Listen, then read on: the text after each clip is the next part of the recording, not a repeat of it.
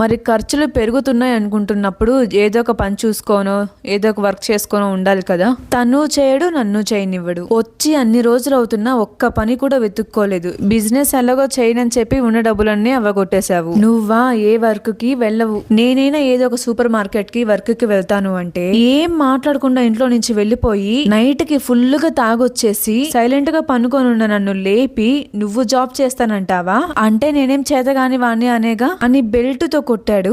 అప్పటికి ఎంత కొట్టినా కానీ అడ్జస్ట్ అయ్యి అక్కడే ఉన్నా. ఆ రోజు మొదలు పెట్టాడు తాగొచ్చి కొట్టడం. ప్రతి రోజు నాకు హెల్త్ బాగాలేకపోయినా కానీ కొట్టేవాడు. తన దగ్గర ఉన్న మనీ మొత్తం అయిపోయాక ఒక రోజు నా దగ్గరకు వచ్చి ప్రేమగా మాట్లాడుతూ నా దగ్గర ఉన్న మనీ మొత్తం అయిపోయాయి, లైఫ్ ని కూడా ఈ 4 months బాగా ఎంజాయ్ చేశాం కదా, నీ దగ్గర ఉన్న గోల్డ్ ఇవ్వు, అది అమ్మేసి ఏదైనా షాప్ పెట్టుకుందాము అనేసరికి నేను కూడా అతనిని మళ్ళీ ఇంకొకసారి గుడ్డిగా నమ్మి నేను తెచ్చిన గోల్డ్ మొత్తం ఇచ్చేసాను. ఆ రోజు ఈవినింగ్ ఎంతసేపు చూసినా కానీ ఇంటికే రాలేదు. ఇలా ఇంటికి రాకుండా ఉండడం ఇదేం ఫస్ట్ టైం కాదు, సెకండ్ టైం. ఆల్రెడీ ఒకసారి తన ఆటో అమ్మేసినప్పుడు ఇలానే చేశాడు. ఇప్పుడు నా గోల్డ్ తీసుకెళ్లి కూడా ఇలానే చేస్తున్నాడు. సో కొంచెం ధైర్యంగానే ఉన్నాను వస్తాడులే ఇంటికి అని. నెక్స్ట్ డే మార్నింగ్ ఇంటికి వచ్చి సారీ మనీ మొత్తం ఎవరో తీసేసుకున్నారు, నిన్న వాటిల్ని అమ్మి జోబులో పెట్టుకొని వస్తుంటే అనిపించింది. తాగి అలానే రోడ్డు మీద పడిపోయాను నాకు తెలియకుండానే. పొద్దునే లేచి చూసేసరికి డబ్బులు లేవు నా జోబులు అని చెప్పాడు.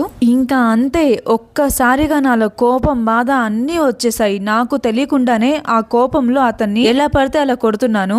ఎందుకంటే అవే మా దగ్గర ఉన్న లాస్ట్ ఆప్షన్. ఇంకా ఒక్క రూపాయి కూడా లేదు. ఇంత అజాగ్రత్తగా మరీ అసలు బాధ్యత లేదు పాడు లేదు. నాకు ఏడుపు వచ్చేసి ఓనర్ దగ్గరికి తను వద్దన్నా కానీ పరిగెత్తుకుంటూ వెళ్లి మా అమ్మకి ఫోన్ చేసి అమ్మ నేను చెన్నైలో ఈ ప్లేస్ లో ఉన్నాను, మిమ్మల్ని కాదని వీడితో వచ్చేసినందుకు నాకు బాగా బుద్ధి చెప్పాడమ్మా, అసలు ఒక్క రూపాయి కూడా లేకుండా చేశాడు చేతిలో, మీరు ఎవరైనా తీసుకొని వచ్చి నన్ను ఇక్కడ నుంచి అర్జెంట్ గా తీసుకెళ్లిపోండి, ఒక్క రోజు కూడా ఉండలేను ఇక్కడ పోవాలనిపిస్తుంది అని పెద్దగా అరిచేసరికి మా అమ్మ నా కూతురేంటి అమాయకంగా ఉండేది ఇప్పుడేంటి ఇంత పెద్దగా మాటలు మాట్లాడుతుంది, అసలు ఏమైంది అని కంగారు పడుతూనే ఏడుస్తూ సరే అమ్మ వస్తున్నాము తొందరపడి ఏం చేసుకోకు అని ఆ నెక్స్ట్ డే చెన్నైకి వచ్చారు.